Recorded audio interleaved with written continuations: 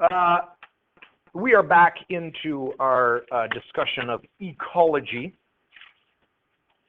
And remember, we were introduced to some terms when we did our first note, things like diversity and sustainability, and all of those important terms that go along with talking about ecology, things like biotic, things that are alive, abiotic, things that are not alive.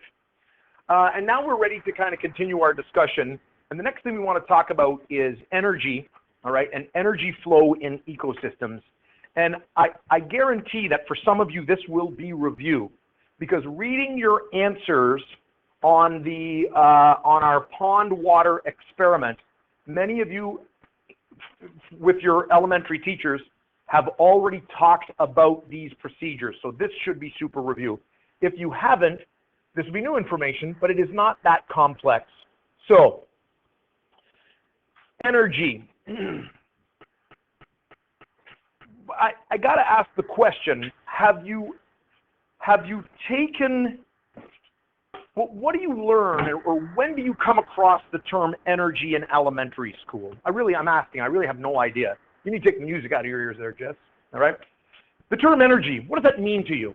If you see or read the term energy, what are you thinking is what I want to know. I want to know what you think about as energy, all right? Danton, what do you got?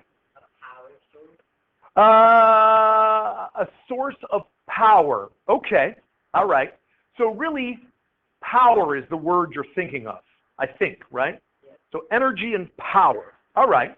Yep, Rachel?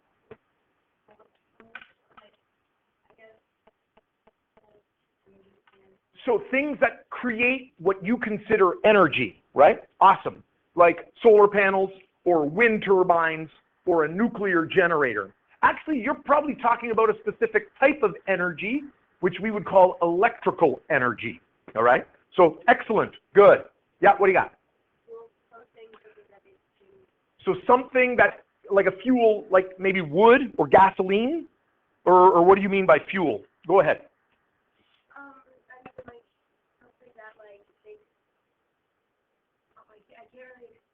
That's okay. It's all right. Something that supplies something to something else that allows it to go and do its thing. All right. Excellent. And really, that's the term fuel, right? We can have gasoline make the car go. We can have our lunch, right? Fuel for us makes us go. All right. So yeah, that's good. That's close. What do you got? Sorry, say that again. Light. What do you mean light? Like as in light coming in? Awesome. So light is a form of energy. It is a pure form of energy. What do you mean being active? Oh, okay. So energy allows you to be active or do things. Excellent. Yep. That's okay. You got something to add? No? I thought maybe there was a hand there. In science, physics, chemistry, energy has a very specific definition, all right? Energy, we say, is the ability for that thing that has the energy to do work. Now, work has a very specific definition. You guys think of work as, you know, going out and do some chores or going out and doing whatever you have to do around your house or perhaps to your job and doing work. But in physics, a work is something that can make something go, all right? Work is something that can make something go. Like a push can make a cart go, or an engine can make the car go, all right? And so energy, all right, is anything that has the ability to make something go or make something stop, all right?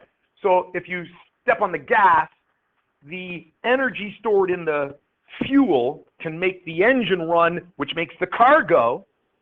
But then when you step on the brakes, you can take that energy away and turn it into a different form, because energy comes in many different forms. Does anybody know what form of energy all of that movement is turned into when you step on the brakes? If you step on the brakes on a car, you've got movement energy. It's called kinetic energy. And in the end, when you stop, all that energy is gone because you've stopped. And does anybody know where that energy goes? It turns into a very specific type of energy. What's that? No, there's no such thing as static energy. It has to go into something that involves movement. So there's no such thing as static. And that's the absence of energy. That's the absence of energy. Any ideas? Any ideas? Robert thought I was going to ask him, but I'm not. Don't worry, Robert. It's heat. All right? Heat is a form of energy. So let's talk about some types of energy. Heat is a form of energy. It's the most basic form of energy. All of our other types of energy eventually become heat. There's no stopping it. All right? Light is a form of energy. All right? Light is a form of energy. It will eventually turn into heat when absorbed by something. Okay? Movement is a form of energy. It's called kinetic energy. All right? So movement is a form of energy. We can store energy in things. We can store energy in gravity. All right? If I were to take an object, like coffee, it's not a good object.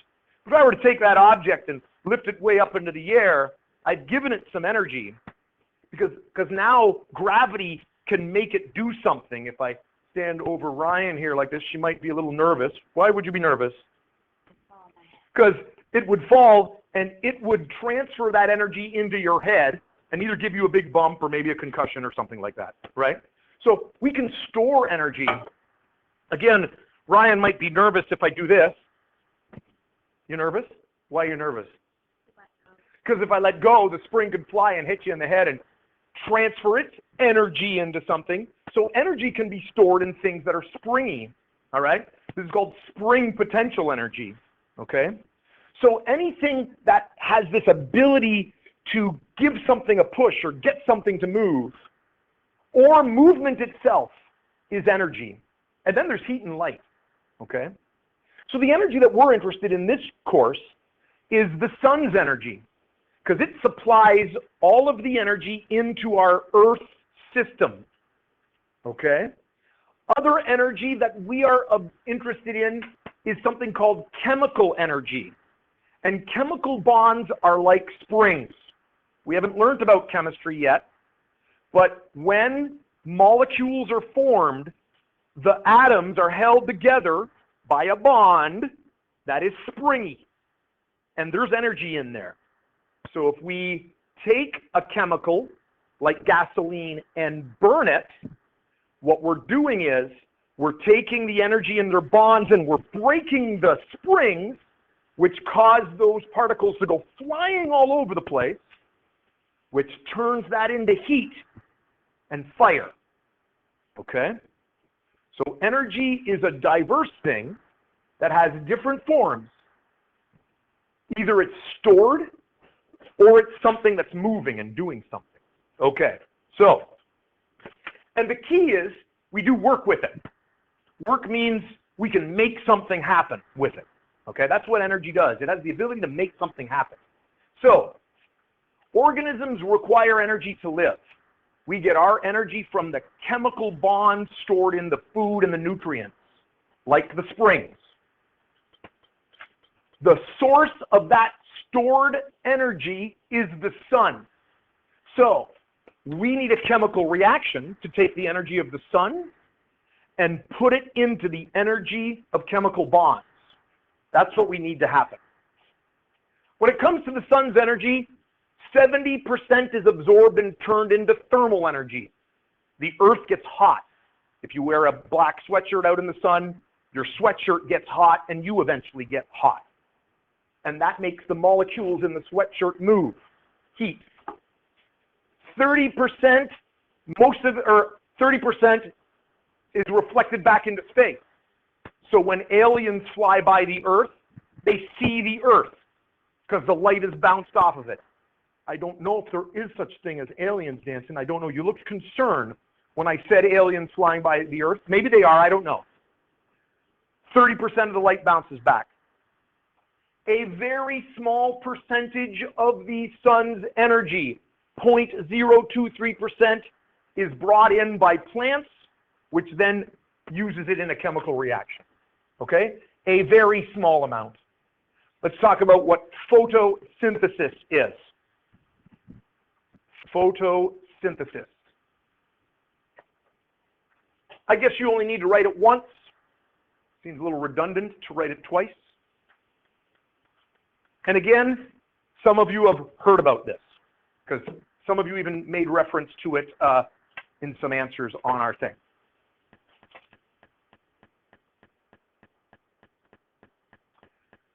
When we do the chemistry unit, you will learn about a synthesis reaction. It's when chemicals come together to make big molecules. We're making something. Photo. The prefix photo means light. All right, so when you take a photograph, you are taking an image of light that's coming into the camera. So photosynthesis is a synthesis reaction that makes big molecules using the energy of light. Light energy, the sun. I guess it could be from, say, a grow lamp. You know, let's say you had your plants in the house for the winter and the sun isn't shining very much. You could have lamps that would help them grow. So it could be from a lamp, but we're talking about the ecosystem of the earth. So we're talking about the light coming in from the sun. Sun's light is converted into chemical energy. So the light's radiant energy is going into storage of the chemical bonds of the food. Without this process, life on Earth would not exist. Green plants take that energy, turn it into food, store it. We eat the food, and we survive, because we are not green plants. All right? Green plants are organisms that make their own food. We're going to come up with a term for that in a moment. I don't know where we're at in the writing stage. Let me know if I got to back it up.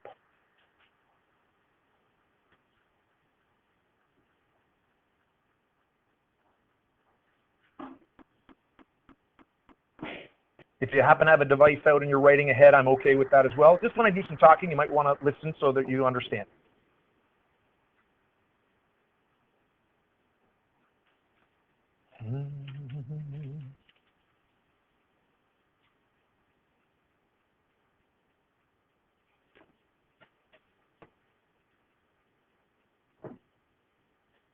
Don't worry about the picture of the plant unless you're really a picture person.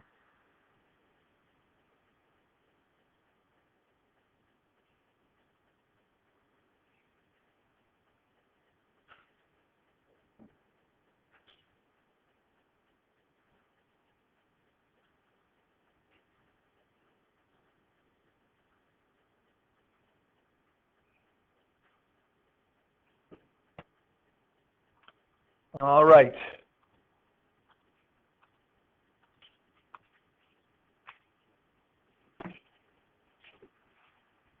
There is a green pigment in plants. What do I mean by pigment? What is a pigment? Yeah, Rachel?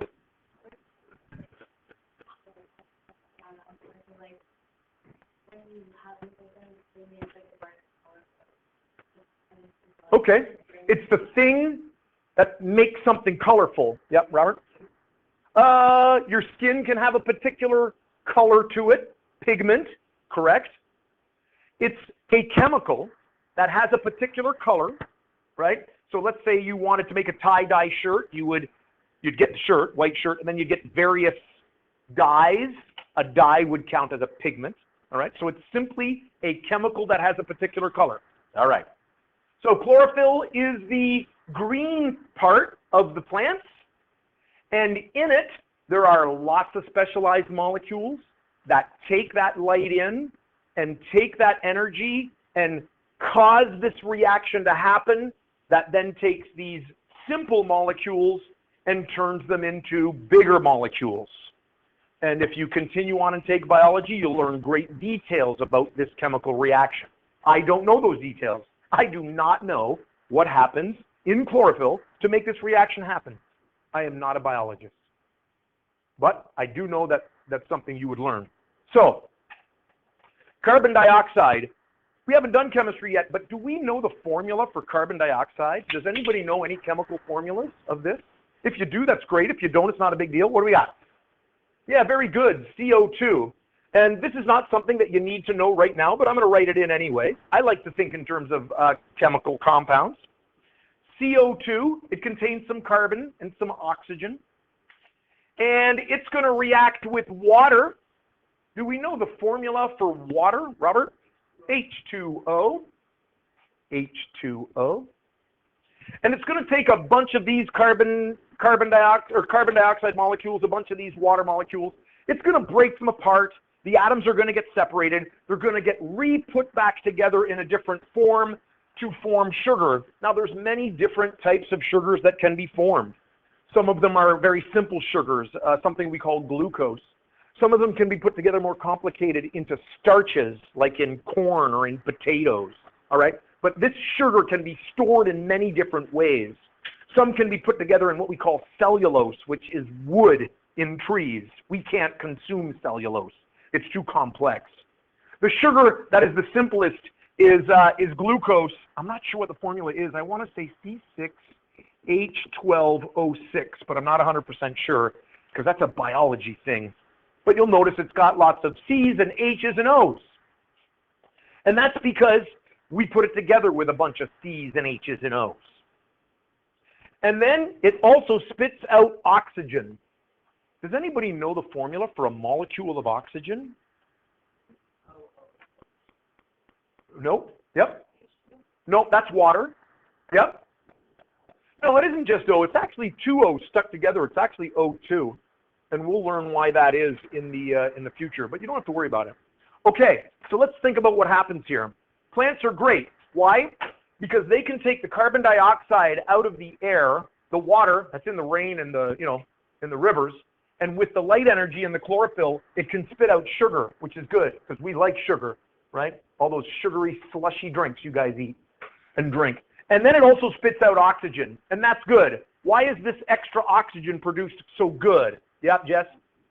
We need oxygen. Awesome. Okay. Yep. Sure. The leaves. The leaves contain the chlorophyll. Yep. So in the summer, the green leaves are doing its thing, making sugar. All right. And then in the winter, if it loses its leaves, it kind of goes dormant for a while. It isn't producing sugar. Yep. Oh, a previous slide. Yep. I might get you, Jamie, if you've got an iPad, you know what I mean, to look on the iPad, and then we can go a little bit if that's okay. Not right now. We won't get to do it right now, but maybe we'll get you to do that. We're good to go? Okay. So the plants make the sugar out of the carbon dioxide and water. It also makes oxygen. That's good. We need oxygen. Now, there is an opposite chemical reaction. You'll notice it is exactly opposite to what we just wrote. If we look at it, it's the sugar and oxygen, which then becomes carbon dioxide, water, and energy. Now, this is what happens in all cells. All right? We consume the sugar in whatever form it is, a starchy potato, sugary slushy drink, a strawberry, anything, right? And in our cells, there's a little thing that's called a mitochondria. It does a bunch of chemistry in it, and that chemistry turns the sugar and oxygen back into carbon dioxide and water. But then it also creates a molecule that supplies our cells with energy. That then allows our cells to do what they need to do. If they're muscle cells, we move. If they're cardiac cells, our heart pumps. If there are nerve cells, we're thinking, we're sensing. All that energy comes from that. So we need to keep consuming food in order to function. Keeps all cells alive, which means it happens not just in animals, but it also happens in plants. Plants, yes, they make their food, but they also consume their own food because they have to stay alive. But we do not produce our own food, so we have to consume food created by plants. Okay? Make sense? All right. Cellular respiration occurs continuously. So during the day, a plant is absorbing lots of sunlight, it's producing sugars, but at night it will stop producing sugars, but it will be using up the energy that it's created during the day. So that keeps on going. There's no stopping this. If this stops, then the cell dies. Okay? So if we think about it, we've got this continuous cycle. The plant's going from carbon dioxide and water to oxygen and sugar, which is good. We need it to breathe. And the living cells going from the sugar and oxygen to carbon dioxide and water, supplying the plants again with carbon dioxide so they can keep the cycle going, and providing us with energy. So ultimately, where does the energy that allows me to move back and forth in front of you here come from? Where does this energy that allows me to keep talking and walking back and forth, where does it ultimately come from? It comes from the plants. Let's go back further in the process. Further in the process, Tristan. Sugar comes from the plants. We're going back further in the process some more. I want you to back it up. Yep. The sun. The sun. Without the sun, none of this is possible. None of us sitting here, we wouldn't be able to think enough to manufacture the computers in the desk. Without the sun, the system fails. It breaks down. Okay? All right. A little bit about the two that describes the fact that they are linked together. The reactions are complementary. What do I mean by that? Complementary. Yeah, what do you think there? They work together, right? Respiration produces carbon dioxide and water. Photosynthesis takes it, turns it back into sugar and oxygen. And the cycle goes on and on. Animals need to consume other organisms for their products from energy. And again, I've been kind of alluding to this, right, Parker? I want this to be all about bees because it's a good example. And Parker's a bee guy, right? Animals need to consume other organisms, right? I like steak. Who's kidding who? Or their products. Honey is good. I don't consume the bees, but I do like the honey that the bees create. And that's a very good source of energy.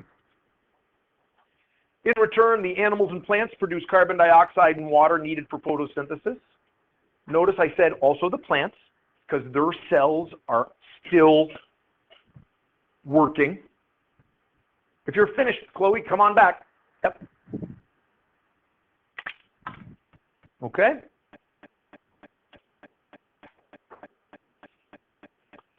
And you can see there some of the energy is stored. Some of that energy we don't consume. All right, oh, what happened? Some of the energy is stored within the organisms in order to live and survive. We call that sometimes biomass, but then also we have bones and cartilage and parts of our bodies that aren't necessarily consumable. I would hope parts of any human body would be consumable. That'd be weird. Anyway, but there are parts in organisms that don't necessarily get consumed. Somebody had a question. Who was it? Yep. Oh, goodness. Sure. Yep. This will be on the video. Allie is going to the bathroom again.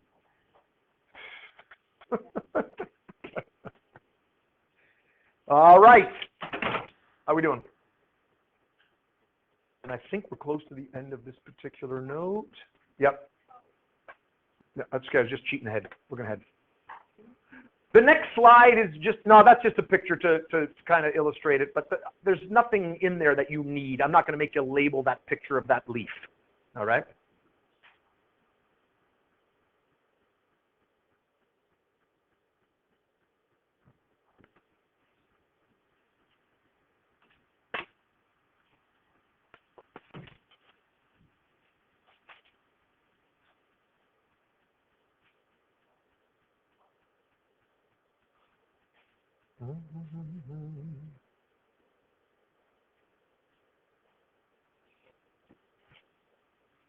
All right. Now, even though you guys are still writing away here, I'm going to just click escape here. If that's okay. You can still see what's happening. I want to bring this guy up because I'm actually done at this point in my video. So I'm going to get it saving, and then we will move on to the next.